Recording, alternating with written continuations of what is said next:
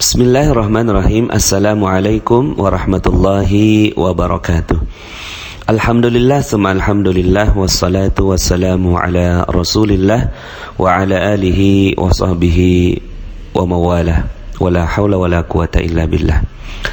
Alhamdulillah, bagaimana kabarnya Bapak Ibu semua? Semoga selalu dalam keberkahan, rahmat dan cinta dari Allah Subhanahu wa taala, sehingga hidup Anda penuh dengan keberkahan, penuh dengan kemuliaan, penuh dengan kejayaan, kekayaan dan keberkahan berlimpah ruah ke dalam kehidupan Anda. Baik Bapak Ibu, pada kesempatan kali ini saya ingin menyampaikan materi tentang definisi dunia. Kenapa materi ini penting? Karena banyak yang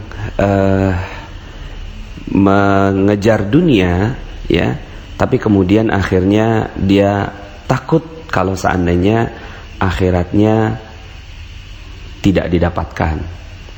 Akhirnya apa yang terjadi, ya, ketika dia pergi ke tempat-tempat kerja, dia diminta untuk mencapai target, kemudian bekerja keras, mengejar dunia, mengejar gaji, mengejar komisi, dan mengejar hal-hal yang nyaman dalam kehidupan dunia.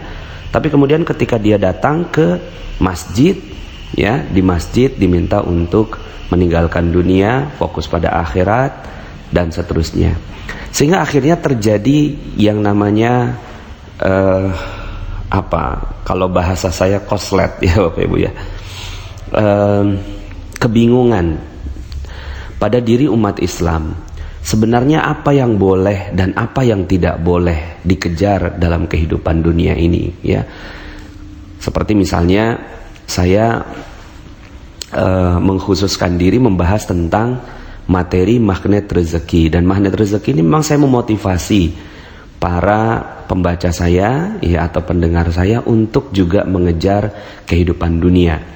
Tapi kemudian akhirnya ada yang juga mengatakan, kok Pak Nas ngajakin orang ke dunia sih, apa nggak takut nanti di akhirat nanti ditanya oleh Allah Subhanahu wa taala, begitu ya. Terus kemudian banyak orang yang mau kaya tapi takut nanti kalau di akhirat kekayaannya malah membuat dia terlambat untuk masuk ke dalam surga Allah Subhanahu wa taala. Dan banyak sekali dalil-dalil yang menyebutkan tentang hinanya dunia. Seperti misalnya ad-dunya sijnul mu'min wa jannatul kafir. Dunia itu adalah penjara bagi orang mukmin dan surga bagi orang kafir, gitu ya. Kemudian ada dalil yang lainnya, demi zat yang menguasai diriku, sesungguhnya dunia itu lebih hina bagi Allah daripada kambing ini bagi pemiliknya. Seandainya dunia itu seimbang di sisi Allah dengan sayap seekor nyamuk, niscaya Allah tidak akan memberikan minum kepada orang kafir dari dunia walaupun seteguk air. Begitu. Ada dalil yang lainnya, barang siapa mencintai dunianya, niscaya ia akan membahayakan akhiratnya. Dan barang siapa yang mencintai akhiratnya, niscaya ia akan membahayakan dunianya. Maka utamakanlah apa yang kekal daripada apa yang binasa. Begitu. Kemudian ada hadis yang lainnya, ya, yang ini diriwayatkan oleh Abu Dunya dan Al-Baihaqi, hubbud dunya ra'su kulli khati'ah. Cinta dunia adalah pangkal dari setiap kesalahan. Nah, bahasan-bahasan seperti ini, dalil-dalil yang seperti ini yang akhirnya membuat banyak sekali umat Islam yang takut mengejar dunia, gitu ya. Bagaimana tidak? Ya, hukumannya besar sekali di sisi Allah Subhanahu wa taala. Ayatnya di dalam Al-Qur'an itu banyak sekali, ya, ad-dunya mata', ya. Dunia ini adalah perhiasan, permainan, ya, dan seterusnya. Sehingga akhirnya ketika diajak, ya, untuk mengejar dunia, akhirnya banyak sekali yang mengalami ketidakkongruenan, gitu ya, ketidaksinkronan di dalam pikirannya, ya. Nah, Bapak Ibu, maka materi ini penting sekali untuk mendudukkan dunia, ya. Definisi dunia itu apa sebenarnya? Sehingga akhirnya kalau definisi dunianya kita sudah tahu, maka kita sudah mendapatkan gambaran yang jelas, yang mana yang harus dikejar dan yang mana yang harus ditinggalkan, begitu. Misalnya kalau seandainya kita mengatakan kepada anak-anak gitu ya, mereka belum pernah melihat yang namanya macan. Hei, hati-hati sama macan gitu. Hati-hati sama macan. Macan itu bisa menerkam kamu gitu ya. Jadi kita ngomong nih sama anak-anak, hati-hati sama macan karena macan itu bisa menerkam kamu. Lalu kemudian anak-anak ini nggak tahu definisi macan itu seperti apa.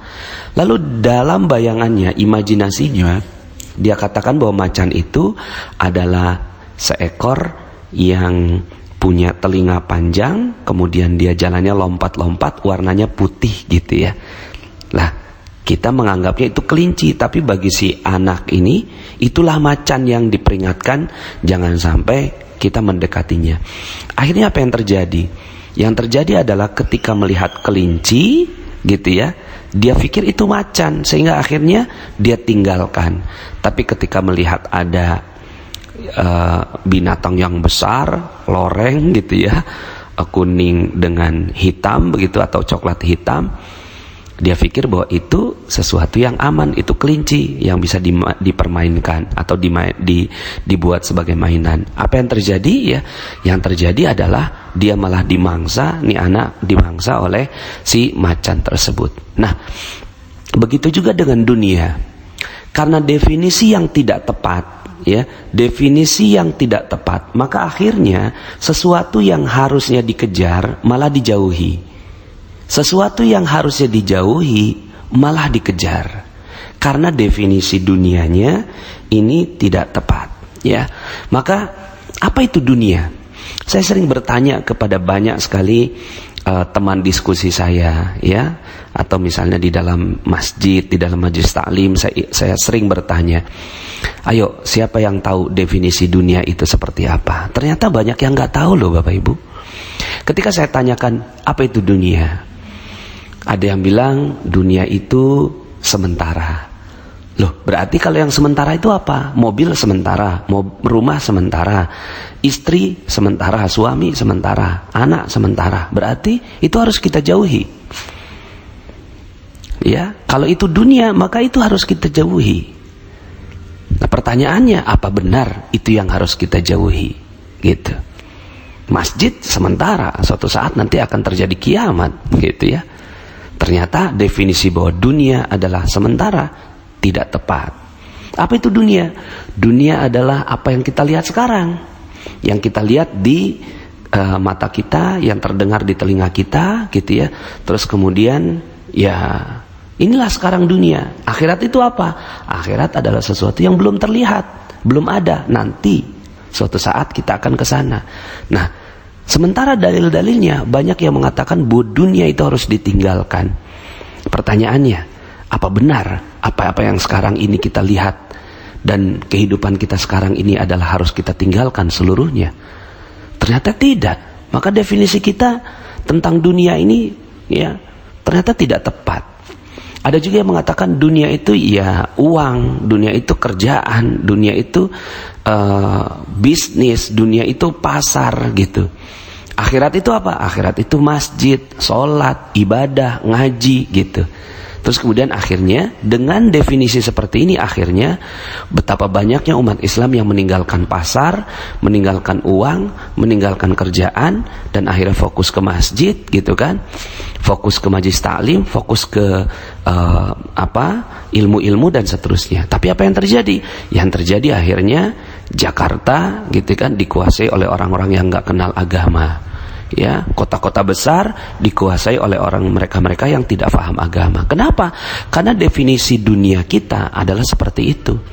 Bahkan betapa banyaknya saya menghadapi pertanyaan atau pernyataan begitu ya, bahwa udahlah nggak usah ngomongin uang, nggak usah ngomongin dunia gitu ya. Udah masih betapa banyak kitab yang belum kita baca gitu. Nah, sehingga akhirnya dalam definisinya dia bahwa kitab-kitab agama itu adalah akhirat, sementara pekerjaan itu adalah dunia. Nah, Bapak Ibu, Ini adalah definisi yang berkembang di masyarakat. Kalau saya pun tanya kepada Bapak Ibu semua, coba sekarang, apa itu definisi dunia? Ternyata banyak dari kita yang tidak memahaminya. Nah, dalam materi ini, saya ingin menyitir satu hadis yang tegas sekali menjelaskan tentang definisi ini. Sehingga akhirnya dengan definisi dunia ini, kita jadi jauh lebih mudah dalam mendefinisikan apa yang harus kita kejar dan apa yang harus kita tinggalkan. Apa itu dunia? Dalam sebuah hadis Rasulullah SAW bersabda, "Ad-dunya mal'unah, mal'unun ma fiha illa ma kana lillahi minha." Dunia itu semuanya terkutuk. Ya, jadi dunia itu terkutuk. Terkutuklah apa yang ada di dalamnya kecuali yang ditujukan kepada Allah. Sekali lagi, dunia itu terkutuk dan terkutuklah apa yang ada di dalamnya kecuali yang ditujukan kepada Allah. Ya, dalam hadis yang lain, dalam format dan redaksi yang lain. Kalau ini kan yang diriwayatkan oleh Tirmizi dan ia menghasankannya, ya. Nah, sementara Imam Ibnu Majah itu dengan tambahan illa zikrullah, kecuali mengingat Allah atau zikrullah, dan apa yang mendukungnya orang yang berilmu dan para penuntut ilmu. Nah, Bapak Ibu, ini definisi yang akan memudahkan kita, ya, akan memudahkan kita melihat apa itu dunia. Definisinya kuat sekali Bapak Ibu, ya, bahwa ternyata semua dunia ini terkutuk Bapak Ibu, ya. Jadi dunia ini terkutuk. Apapun yang ada sekarang ini terkutuk. Tapi ada tapinya. Makanya Allah, ya, Rasulullah SAW itu menyebutkan kata illa, kecuali, illa ma kana lillahi minha, kecuali apa-apa yang ditujukan kepada Allah Subhanahu wa ta'ala. Maka dengan definisi ini, pegang aja Bapak Ibu definisi ini, bahwa dunia ini semuanya terkutuk kecuali yang ditujukan untuk Allah. Telegram yang sekarang Anda dengar ini terkutuk Bapak Ibu. Terkutuk, iya terkutuk, kecuali ditujukan untuk Allah Subhanahu wa ta'ala. Ketika dia ditujukan untuk Allah, maka telegram ini menjadi bagian akhirat kita. Saya terkutuk Bapak Ibu, saya ini terkutuk, ya, karena saya bagian dari dunia sekarang ini, kecuali bagian dari diri saya yang memberikan nilai tambah terhadap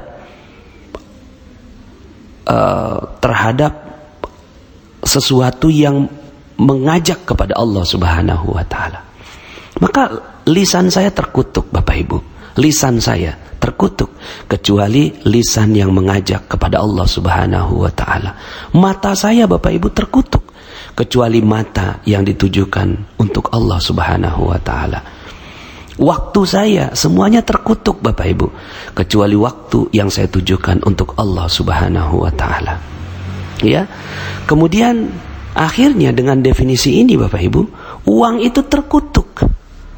Uang itu terkutuk kecuali uang yang ditujukan untuk Allah Subhanahu wa ta'ala. Ya. Uang yang ditujukan untuk Allah apa? Ya, uang yang ditujukan untuk beribadah. Ketika dia makan, maka dia bisa berdiri untuk sholat. Maka uangnya menjadi uang akhirat.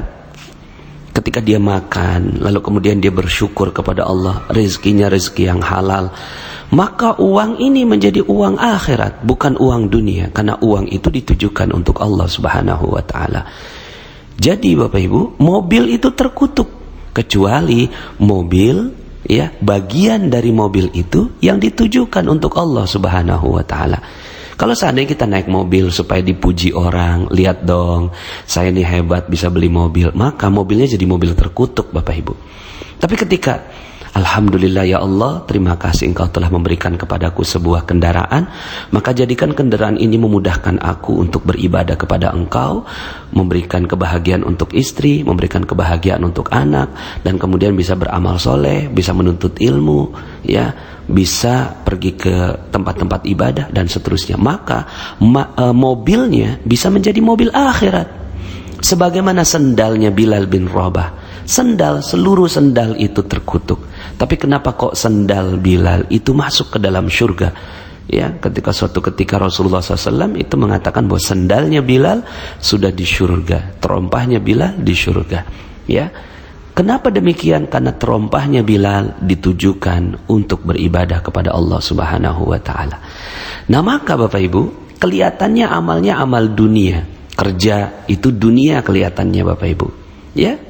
Dunia kelihatannya, tapi kalau pekerjaannya ini ditujukan untuk Allah Subhanahu Wa Taala, maka pekerjaannya menjadi pekerjaan akhirat, ya.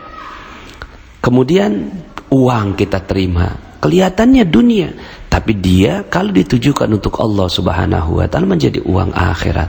Rumah itu dunia, tapi ketika dia ditujukan untuk Allah Subhanahu Wa Taala yang di dalamnya agar tertegak nilai-nilai Allah, maka rumahnya menjadi rumah akhirat, ya. Nah, maka Bapak Ibu, dengan definisi ini akhirnya kita tahu apa yang harus kita tinggalkan. Bukan mobilnya yang ditinggalkan, bukan pekerjaannya yang ditinggalkan, bukan uangnya yang ditinggalkan, bukan rumahnya yang ditinggalkan, tapi yang ditinggalkan adalah riya, ingin dipuji, kesombongan, kebanggaan diri, kemunafikan, ya. Lalu kemudian hal yang sia-sia ditujukannya untuk, ya, maksiat. Tidak terdengar lantunan ayat suci Al-Quran di dalam sebuah rumah, ya. Lalu kemudian di dalamnya terdapat kemarahan, iri dengki, ya, sumpah serapah, janji palsu, ya, dan seterusnya. Nah, ketika itu yang terjadi dan ada di dalam sebuah rumah, mobil, harta, uang, dan seterusnya, maka itulah yang menjadi bagian dari dunia yang harus ditinggalkan. Lalu apa yang harus dikejar? Yang harus dikejar adalah yang ditujukan kepada Allah Subhanahu Wa Taala. Begitu juga misalnya, sholat itu amal akhirat. Sholat itu amal akhirat. Kelihatannya sholat itu soleh, kelihatannya. Tapi kalau sholat itu ditujukannya untuk dipuji manusia, maka sholatnya menjadi sholat dunia, bukan menjadi sholat akhirat. Amalnya amal akhirat, tapi, ya, sebenarnya itu dunia. Kenapa? Karena ingin dipuji. Zakat, niatnya, ya, untuk dipuji manusia, maka zakatnya itu bukan sebagai bagian dari akhirat. Kelihatannya amalnya amal akhirat, tapi niatnya niat dunia, ya. Kemudian masjid dibangun supaya apa? Supaya dipuji orang, ya, karena dia bisa membangun masjid, maka masjidnya bisa menjadi masjid dunia. Bahkan suatu ketika pernah Rasulullah SAW meminta untuk menghancurkan sebuah masjid, namanya Masjid Dirar, ya, masjid yang ditujukan untuk memecah belah kaum muslimin. Masjid, ya, bangunannya masjid, tapi niatnya untuk memecah belah kaum muslimin. Maka masjid itu adalah masjid dunia, bukan masjid akhirat. Naik haji, kalau naik haji ditujukannya untuk Allah, maka itulah akhirat. Tapi kalau naik hajinya ditujukan untuk dipuji manusia, maka itulah yang harus ditinggalkan. Maka sederhana sekali definisi dunia ini. Ad-dunya mal'unah. Dunia ini semuanya terkutuk. Mal'unun ma fiha illa ma kana lillahi minha. Ya, semuanya terkutuk kecuali yang ditujukan untuk Allah Subhanahu Wa Taala. Maka akhirnya Bapak Ibu yang dirahmati Allah Subhanahu Wa Taala, apa yang harus kita tinggalkan? Yang harus kita tinggalkan adalah semua yang tidak ditujukan untuk Allah. Itu yang harus ditinggalkan. Semua yang tidak ditujukan untuk Allah dan yang digunakan atau dicapai atau dilaksanakan tidak dengan ketentuannya Rasulullah Sallallahu Alaihi Wasallam, itulah yang harus kita tinggalkan. Tapi kalau seandainya bercanda dengan istri, ya, bercanda dengan istri ini bagian dari akhirat, ya, Maka suatu ketika Rasulullah SAW menyampaikan bahwa ya mendatangi istri adalah bagian dari pahala. Lalu kemudian ada sahabat yang bertanya, ya Rasulullah, kenapa itu disebut sebagai pahala? Ya, bukankah itu ya bersenang-senang kehidupan dunia gitu ya? Bersenggama dengan istri. Lalu kemudian kata Rasulullah, apakah jika dilampiaskannya ke tempat yang lain itu menjadi dosa? Iya, maka melampiaskannya di dalam koridor Allah Subhanahu wa ta'ala menjadi pahala, maka menjadi akhiratnya gitu. Jadi jelas saja, apa saja yang berada di dalam ketentuan agama, apa saja yang berada di dalam ketentuan Allah dan Rasulnya, maka itulah akhirat, walaupun bentuknya dunia. Maka suatu ketika pernah Rasulullah SAW itu mengatakan bahwa seorang yang sombong tidak akan pernah mendapatkan surga walaupun sebesar zarrah, ya, walaupun kecil halus begitu ya. Kemudian ada seorang sahabat yang bertanya, ya Rasulullah, saya ini suka pakaian yang bagus, pakaiannya suka yang bagus gitu ya, kemudian penampilannya suka yang bagus begitu, apakah itu juga termasuk sombong ya Rasulullah? Kata Rasulullah SAW dalam lanjutan hadisnya, ya, sebenarnya sombong itu adalah, nah jadi didefinisikan sombong itu apa? Sombong itu bukan penampilannya, fisiknya, bukan, tapi sombong itu dua. Yang pertama, batrul haq, yaitu tidak mau menerima kebenaran. Ini adalah kesombongan, batrul haq. Walaupun kebenaran itu disampaikan oleh anak kecil, hamba sahaya, orang yang tidak berharga, maka jika itu kebenaran, kalau dia tidak mau terima, maka itulah kesombongan, dan itulah dunia. Batrul haq wa ghamtun nas, dan merendahkan manusia. Merendahkan manusia ini ya seperti yang dalam materi kita terumbu karang, ya, bahwa kita kadang-kadang di dalam pikiran kita ngelihat bencong misalnya gitu ya, lalu kemudian kita hancurkan. Lah itu adalah bagian dari dunia, merendahkan manusia, merendahkan orang yang bermaksiat, padahal belum tentu nanti di ujung hayatnya bisa jadi dia dikasih taubat oleh Allah. Kita yang sekarang ini berada dalam taat, bisa jadi di ujungnya ditergelincirkan oleh Allah Subhanahu wa ta'ala. Maka yang harus kita tinggalkan ini bukannya uang, bukan harta, bukan mobil, bukan rumah, bukan pekerjaan, bukan. Ya, itu adalah bagian dari dunia yang terkutuk seluruhnya. Tapi, gitu ya, yang harus ditinggalkan adalah yang semua itu ditujukannya untuk selain Allah Subhanahu wa ta'ala. Ya, maka dari sekarang jelas Bapak Ibu, boleh nggak kita punya uang penghasilan 5 miliar per bulan? Boleh sekali, ya. 5 miliar per bulan boleh sekali, asalkan ya 5 miliarnya ini ditujukan untuk Allah Subhanahu wa ta'ala. Tentunya ditujukan untuk Allah ini bukan berarti 100% disedekahkan, tidak. Itu tingkatan tertinggi, yaitu Abu Bakar Siddiq radhiyallahu an. Ada yang 50%, seperti Umar bin Khattab radhiyallahu an. Nah, yang diminta oleh Allah Subhanahu wa ta'ala 2,5%, itu yang wajib, ya. Tergantung dengan beberapa jenis zakatnya, ya. Minimal banget 2,5% dikeluarkan, dan itu betul-betul dikeluarkan untuk perjuangan Allah Subhanahu wa ta'ala. Selebihnya digunakannya untuk koridor Islam, memberikan pakaian yang baik buat istri, ya. Bahkan dalam sebuah hadis Rasulullah SAW itu mengatakan 1 dinar, 1 dirham yang diberikan kepada istri, ya, itu jauh lebih baik daripada 1 dinar, 1 dirham yang diberikan kepada fakir miskin. Begitu Bapak Ibu, ya. Sehingga akhirnya apa-apa yang kita tujukan, pakaian istri agar dia menutup auratnya, sendalnya supaya dia bisa berjalan dengan baik ke majelis ta'lim, anak-anak kita diberikan pendidikan yang baik, begitu ya. Makan kita dimulai dengan basmalah, diakhiri dengan alhamdulillah, maka makanan kita menjadi makanan akhirat, begitu. Walaupun nantinya sebagian menjadi kotoran, gitu ya, tapi itu sudah menjadi bagian dari akhirat karena ditujukannya untuk Allah, ya. Maka Jelas saja Bapak Ibu bahwa apapun semua tercela kecuali yang ditujukan untuk Allah. Ya, jadi jangan sampai akhirnya kita merasa bahwa pekerjaan ini hina. Yang mulia itu adalah di masjid, padahal di masjid supaya dipuji orang. Tetap aja di masjid akhirnya ya. Kalau dia dipuji orang, itulah masjid dunia. Salatnya untuk salat dunia, gitu ya. Jadi jelas saja Bapak Ibu, mungkin kalau seandainya Bapak Ibu membaca buku saya, di buku itu ya ada di positive motivation bab keempat. Bab keempat yang termasuk dunia adalah negative motivation. -1, -2, -3 sampai -8. Inilah dunia. Jadi dunia adalah ya segala motif-motif yang ditujukan bukan untuk Allah. Sementara yang akhirat adalah yang positive motivation.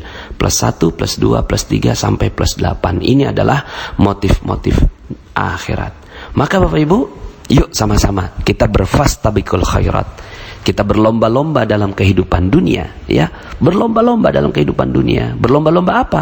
Berlomba-lomba untuk bahagiakan dan muliakan orang lain dengan semata-mata untuk ya dipuji oleh Allah Subhanahu wa taala. Enggak perlu pujian manusia.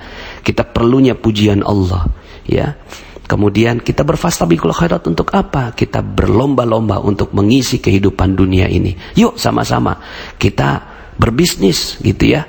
Kita berusaha, kita bekerja, tapi semuanya dengan rezeki yang halal, dengan koridor-koridor yang halal, koridor-koridor yang diizinkan oleh Allah Subhanahu wa taala, koridor-koridor yang ditujukan untuk Allah Subhanahu wa taala. Kalau sudah seperti ini, maka dunia Anda bisa menjadi dunia, bisa menjadi akhirat Anda, ya. Dunia yang secara fisik ini, ya, itu insya Allah bisa ketemu lagi di akhirat, ya. Rumahnya nanti bisa ketemu lagi, walaupun rumah yang sekarang tipe 120 misalnya, ya, atau tipe 36 gitu ya. Nanti di akhirat, ya, ketemu lagi, cuma masya Allah, ya, itu cuma jadi, ya, cuma jadi debu gitu ya di surga, karena bangunan yang Allah berikan di surga itu jauh-jauh lebih mulia dibandingkan dengan rumah yang sekarang kita tempati. Mobil kita insya Allah nyampe ke akhirat, gitu ya, nyampe. Cuma nanti jadi museum aja Bapak Ibu ya. Cuma kelihatan jadi kayak mainan gitu ya, kayak apa, mobil mainan nanti di surga, karena kita udah pakai buruk Bapak Ibu ya. Gitu. Pasar kita insya Allah, kita nak datang ke mall tapi tujuan kita bagus, mata kita dijaga tidak melihat yang diharamkan Allah, lalu kemudian kita berbisnis dengan baik, maka pasarnya bisa menjadi pasar akhirat. Cuma nanti itu jadi cuma pasar-pasaran kayak kartu monopoli gitu Bapak Ibu ya, karena di sana pasarnya surga ini masya Allah indah luar biasa.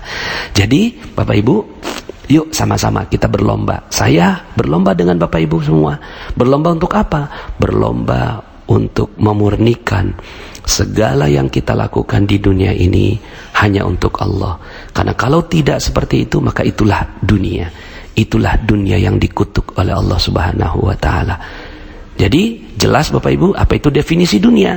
Definisi dunia adalah semua yang ada di dunia ini terkutuk kecuali yang ditujukan untuk Allah, yang dicapai dengan cara Allah. Itulah yang bisa selamat Bapak Ibu ya. Sekali lagi, dunia ini semua terkutuk. Telegram ini terkutuk, masjid ini terkutuk Bapak Ibu, rumah terkutuk ya. Kemudian masjid terkutuk, maksud saya dalam tanda petik Bapak Ibu ya, kalau masjidnya tidak ditujukan untuk Allah Subhanahu wa taala, ya. Bukan berarti ya masjid itu terkutuk, tidak. Kalau masjidnya itu ditujukan untuk Allah, dan rata-rata memang masjid ditujukannya untuk Allah, ya.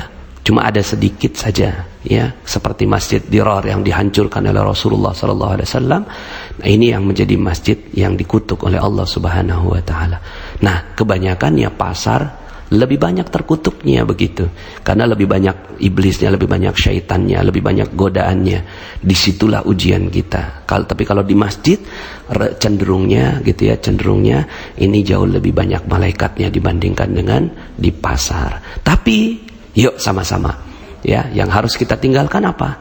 Niat-niat yang tidak baik dan cara-cara yang tidak sesuai dengan caranya Rasulullah sallallahu alaihi wasallam. Itulah dunia. Demikian Bapak Ibu, mudah-mudahan kita bisa jauh lebih clear lagi apa yang harus kita kejar, ya. Jadi duit nggak apa-apa Bapak Ibu dikejar, asalkan duitnya ditujukannya untuk Allah, dengan cara Allah, dimakan dengan cara yang halal, ya, diberikan ke tempat-tempat yang halal, begitu Bapak Ibu, ya. Itu adalah bagian dari agama juga. Jadi ya, agama bukannya nggak ngomongin uang, agama bicarakan uang, tapi uang yang akhirnya masuk dalam koridor agama. Terima kasih, mohon maaf atas segala kekurangan, ya. Saya Nasrullah, sampai jumpa dalam audio-audio berikutnya. Assalamualaikum warahmatullahi wabarakatuh.